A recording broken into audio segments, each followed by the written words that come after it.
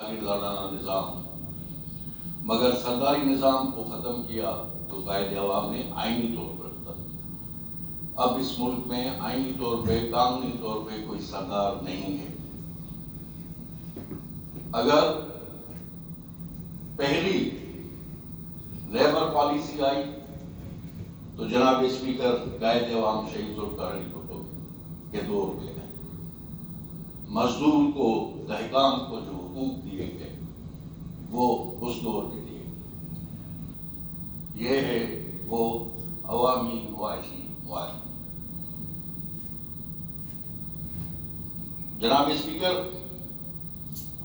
میں سمجھتا ہوں کہ صوبائی بجٹ پر زیادہ ریفلیکٹ مرکزی بجٹ کرتا ہے، فیڈرل گورنمنٹ جو بجٹ ہے، اس لیے کہ صوبے دیکھتے ہیں کہ ان کو کتنا حصہ دیا جا رہا ہے، کیا مل رہا ہے، اس حوالے سے بجٹ بنایا جاتا ہے۔ مگر اصل چیز یہ کہ بجٹ پیش ہونے کے بعد، بجٹ پاس ہونے کے بعد عوام کی زندگی میں کیا تبدیلی آ رہی ہے،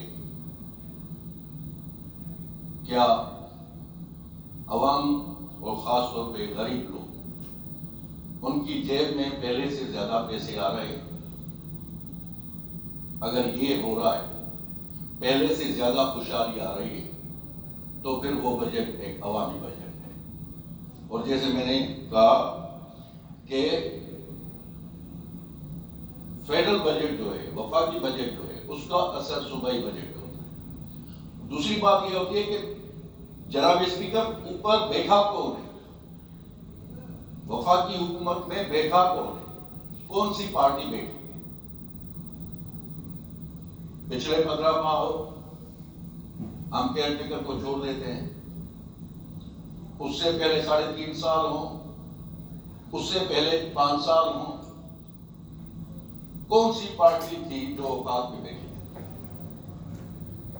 یہاں پہ دو نظریے چلتے ہیں۔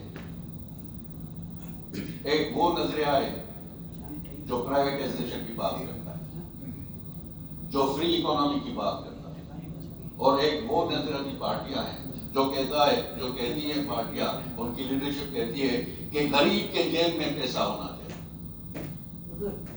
اگر غریب کے جیب میں پیسہ ہوگا تو خوشحالی آئے گی۔